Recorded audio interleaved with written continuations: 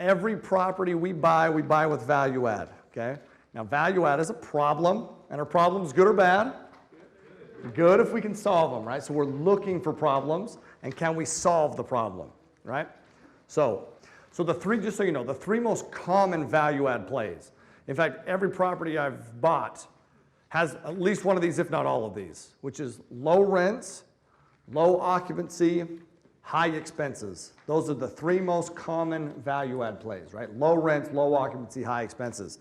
Now we're pre-screening, right? And we're looking for these problems on a deal that we can fix, and how we pre-screen and look for these things, okay? So bad management, that is a value add play, just like that's a value add play. And you know it's bad management if there's high vacancy, if there's low rents, generational properties fall into this gap. You know, we usually don't focus on 40 unit properties, but that 40 unit property had 100% occupancy, and the rents were like $300 below market rents. It's because it was a generational property. This seller had these properties he developed them and they just held on to them. So he's owned them forever, he's cash flow positive, he's content. We had tenants in there that had been in there since we had multiple tenants who had been in there since 1991. 1991. It's because they're paying so low in rent, they're never gonna move somewhere else and pay more, right? There's huge opportunities there. So that's the property we bought for 1.1. This was about a little over a year ago. We bought for 1.1, and it's not for sale, but we have brokers bringing us offers all the time on this property. And we just got an offer for 2.6. It's a little over a year later. So bought at 1.1, offer for 2.6.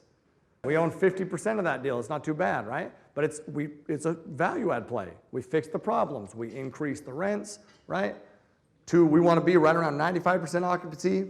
We've far exceeded our year 5, our year 5 projections in year 1. It's an amazing thing, right? But it's solving problems.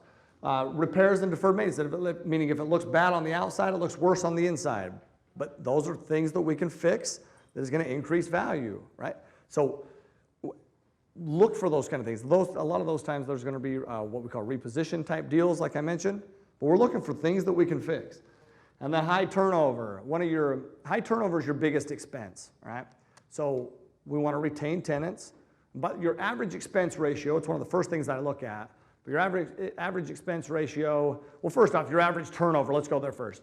Turnover on a property, right? Right around 30 to 40, maybe 50% turnover, pretty standard. 30 to 40, pretty more standard. 75 unit deal I did in Austin, Texas, the turnover on that property was 70% turnover, 70%. So 70% turnover annually. If I have 100 tenants, 70 of them move out each year. That's ridiculous, right? So the question is, that's the problem that we identified, but the question is, why is that the problem and can we solve it? So the number one reason people move out is not handling maintenance requests. That's the number one reason people move out. It's not the rents are too high, it's that they're not handling maintenance requests, they don't think that you care, they move out. So that's important, but it's also closing the back door. They were handling maintenance requests. It's actually a pretty decent little process that they had, but closing the back door, when they screen their tenants, pre-screen their tenants, okay? There's 2 questions that they weren't asking. And if you've ever leased a property, you've been asked these questions. How long have you been at your past job, your past address? The answer needs to be 2 years on both of those, by the way. And they weren't asking any of those questions, which means they were filling the property with the wrong tenants. You have this tons of demand in Austin, but you're filling it with the wrong tenants, which is why you have the high turnover. Now, we can't do anything with the current leases, but immediately we can change our policy, the process on how we vet and screen tenants the day we close, and now we take that turnover down, which means our expenses go down, which means our returns go where? It's a beautiful thing, right? And then high expenses, so a typical expense ratio right around 40 to 50% is a pretty common expense ratio. Every market has different rules of thumb. But listen, we know that 40 to 50% is the expense ratio and expenses are 55%. Is that good or bad? Good for us. Yeah, we don't know. It just knows that our attendance go up, we can see if we can fix it, right? If it's low, probably means they're not doing things on the property, right? But if anything's outside of a rule of thumb, we're going to look into it, right? So expense ratio is one of the first things that I look at. Emerging markets, At any given time, there's different markets that we would consider emerging, right? So we're looking for key indicators when we go into a market. I put on here diversified job growth. So not just job growth, but diversified job growth, right? We want to make sure that all of the jobs aren't from just one sector. Household formations, now that's different than population. We look at population too, but household formation is a better stat for us. That is actual households that are forming, right? If that's let's say that that could be a husband and wife that live together, that could be a family of four, that could be a single individual, that could be two roommates that live together and now make enough income to live on their own, right? That's another household that's now formed.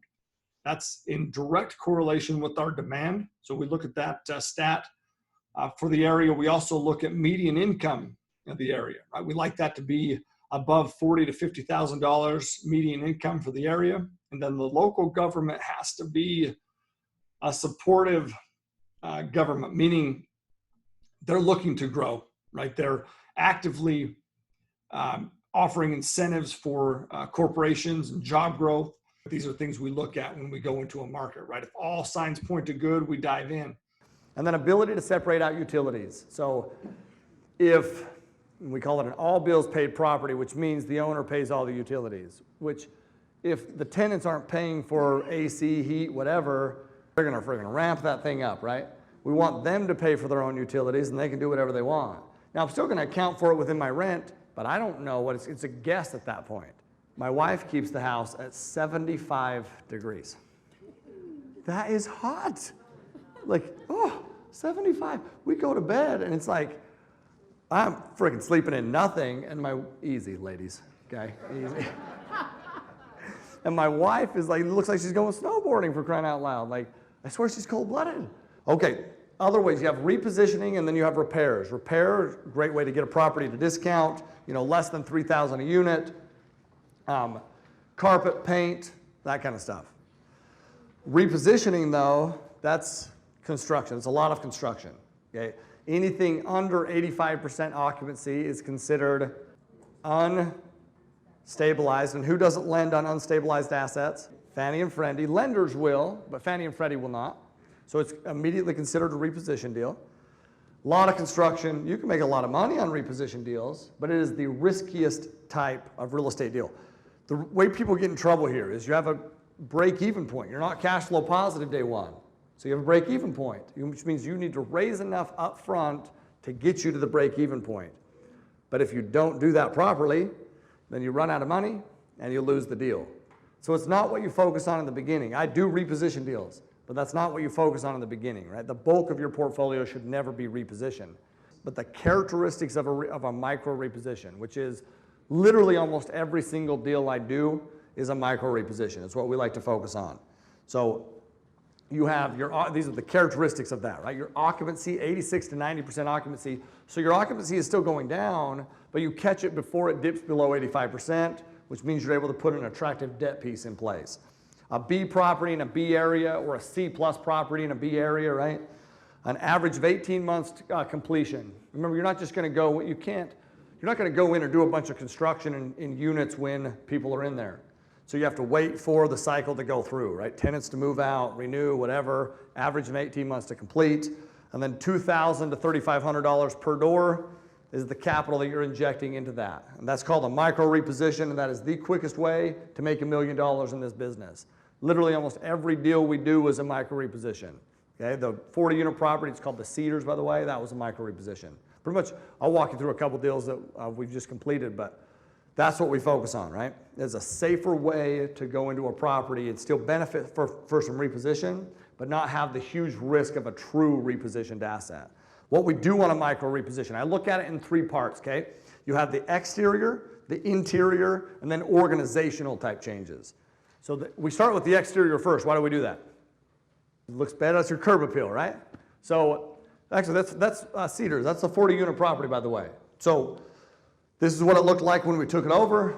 We go in, we paint the outside, attracts new tenants, right? Like, so what we do on the exterior, we typically will replace some signage. I'll show you one of the signs that we used to have this property that had this old wood chipped sign, man, faded paint, bushes growing over it. You could never even see it. We ripped that thing out, right? Put in a galvanized steel neon backlit sign. Looks beautiful. You can see it daytime, nighttime, the moon, whatever. It's just beautiful. That's what we're looking for, right? We repaved the parking lot. What I'll usually start with, we're just doing this at Village East is the property we just acquired in Denton, just north of Dallas. Okay, so we're literally just doing this right now where we'll repave the parking lot. And we'll start from the entry point of the parking lot to the leasing office. That's the route your tenants will take first. And then we'll do the rest, but that's what we do first, right? That entry point into the leasing office, because that's where your tenants see. And then some paint on the outside, some deferred maintenance, we'll clean up some landscaping, maybe paint the outside, maybe repaint. You could even just repaint the parking lot. And then your leasing office, that's a big one, okay? Rehab of the leasing office. That's, once again, one of the first areas that your tenants go to. This is the one, so this is our 415 unit property in Hickory, North Carolina. That's just north of Charlotte. So this is what the leasing office looked like when we took it over. That's what it looks like now, right? So it looked like, the leasing office looked like it hadn't been updated since the 80s. It's because it hadn't been freaking updated since the 80s, which is critical because that's where your tenants are coming to sign the leases. Okay, so the interior now. Then we move into the interior. Somebody moves out, right? We're going to turn that into a premium unit. Wood laminate flooring, maybe repaint the walls, baseboards. The kitchen is an example. We'll sand down the cabinets, repaint them, put some new hardware on there, overspray the countertops. It's very rare that we will replace the countertops. We respray the countertops. So this is, by the way, this is Signal Hill. So that's the interior of one once we would do a turn. That's what it looks like once we're done. Looks better, brighter, right? More energy in there. Steam clean the carpet or replace the carpet, also very, very common. Oops. Okay, and then your organizational side. So it doesn't always have to be, the interior, the exterior. You still have some of this stuff, right? Like rebranding the property. I always look at the rent.com review. If their review is bad, I'm going to rebrand. And if you rebrand, you have to do new signage. Which, there you go. That's a 96 unit property we did in Montgomery about a year ago. That's what the sign originally looked like, just faded, hard to tell, and that's what we replaced it with. Right? I look into systems and processes, which is what your on-site management people need to be doing.